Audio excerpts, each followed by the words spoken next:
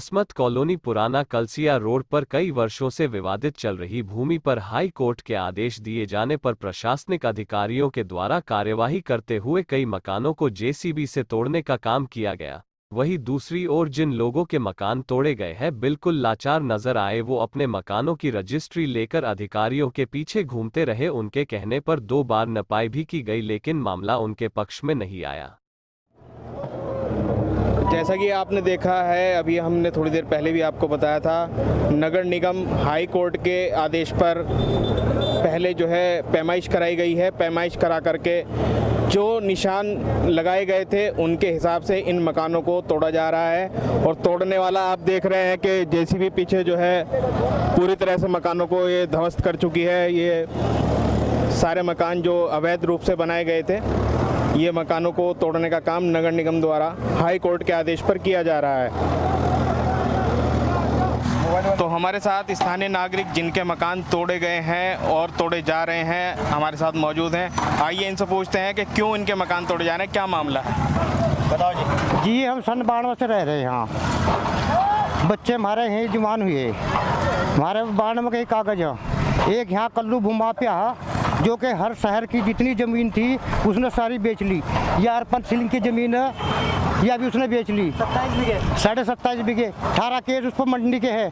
उसने शहर में आतंक बिछा रखा है। जो हमारे पास सबूत है, प्रशासन को पैसे देकर पटवारी को उसने हमारा जो है नुकसान पहुँचाया। पैमाश भी सही नहीं हुई। पैमाश पटवारी का हाथ में जो कहेगा वो हो जाएगी। पैमाश जो है इधर की तरफ से बिल्कुल नहीं करते नहीं। आप भी हमने रुका था इधर से पैमाश कर कितनी बार बोल रहा है इधर से पैमाश करो। आप लोग इधर से पैमाश नहीं करते, कॉलोनी की पैमाश करते हैं, लाके हमारे मकानों पर टेक देते हैं सब बिके ये लोग।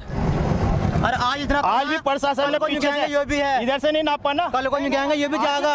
आज भी हमें पक्की निकल चाहिए, सब हमें पक्की निकल चाहिए। हमारे यहाँ को रास्ता है, अब हमारे यहाँ को रास्ता में पक्की निकल चाहिए। ये बात जो है हमारी कोई सुनाई नहीं। सुनवाई क्यों नहीं होगी? दोबारा सुनवाई होगी? नहीं हो रही है, कोई सुनवाई नहीं हो रही है। भाई यहाँ को जो रास्ता तोड़ा गया, आने मरेगा तोड़े गए, हमें यहाँ पक्की निकल चाहिए रास्ते की, हमारा आज्ञा को। जी कोई सुनवाई नहीं हो रही है कहीं भी। सहारनपुर पुलिस द्वारा नशा तस्करों के खिलाफ चलाए जा रहे अभियान के अंतर्गत थाना देहात कोतवाली पुलिस द्वारा 2 शातिर अभियुक्त कुलदीप कुमार उर्फ राहुल पुत्र राजेंद्र निवासी मुजफ्फरनगर व जितेंद्र पुत्र महिपाल निवासी बिजनौर को चिलकाना रोड से गिरफ्तार किया गया है, जिनके पास से पुलिस ने 100 ग्राम हीरोइन, एक मोटरसाइकिल अपाचे भी बरामद की है।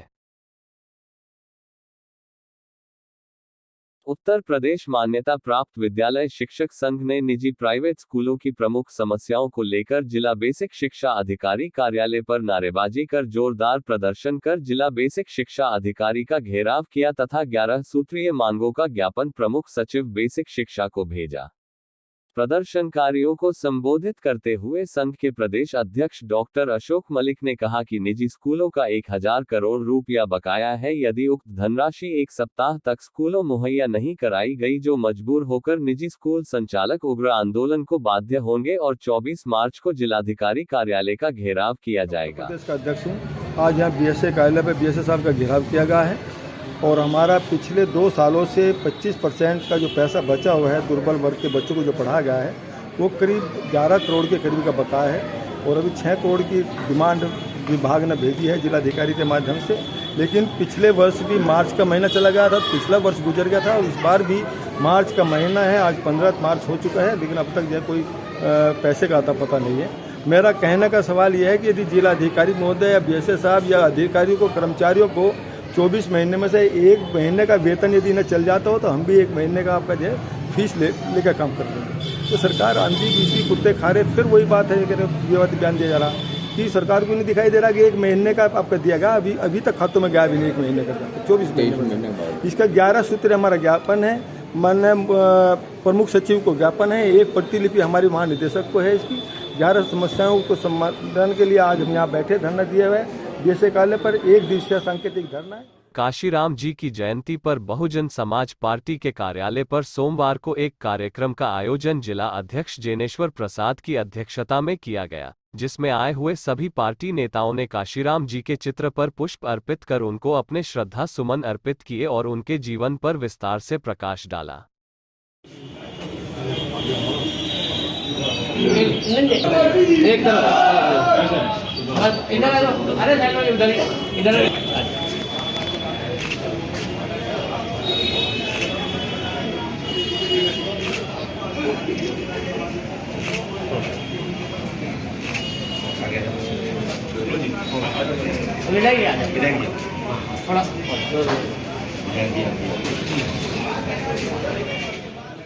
देवबंद में गत 7 वर्षों निरंतर से प्रकाशित उर्दू हिंदी पाक्षिक देवबंद टुडे के 100वें अंक के प्रकाशन के अवसर पर साहित्य, शिक्षा और समाज के अन्य वर्ग की गणमान्य हस्तियां मौजूद रहीं।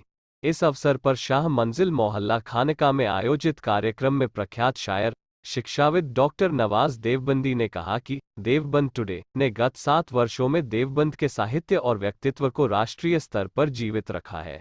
वर्तमान में यह देवबंद का नुमाइंदा समाचार पत्र है। देखिए, आज देवबंद टुडे का एक स्पेशल इशू यानी कि 100वां शुमारा जो है उसका इजरा हुआ है। रसायल और अखबारात का निकालना तो बज़ाहिर बहुत आसान काम है, लेकिन इसमें तसलसल और कंटिन्यूटी जो है वो इसको इबादत बनाती है। इससे पता चलता है इस तरह के काम करने वाले लोगों को कि वो इस काम को इबादत की तरह करते हैं। लिहाजा वजाहत शाह जो हैं वो इस बात के लिए मुबारकबाद के मुस्तहिक हैं कि तसलसल के साथ उनका ये अखबार जारी है और ये दूसरे अखबारात से मुख्तलिफ भी है। आमतौर से लोग अखबारात में ख़बरें या कुछ पुराने मतलब रसायल से और उठा कर के मज़ामीन दे देते हैं, लेकिन वजाहत शाह के यहाँ नुदरत भी है और तहकीक भी है।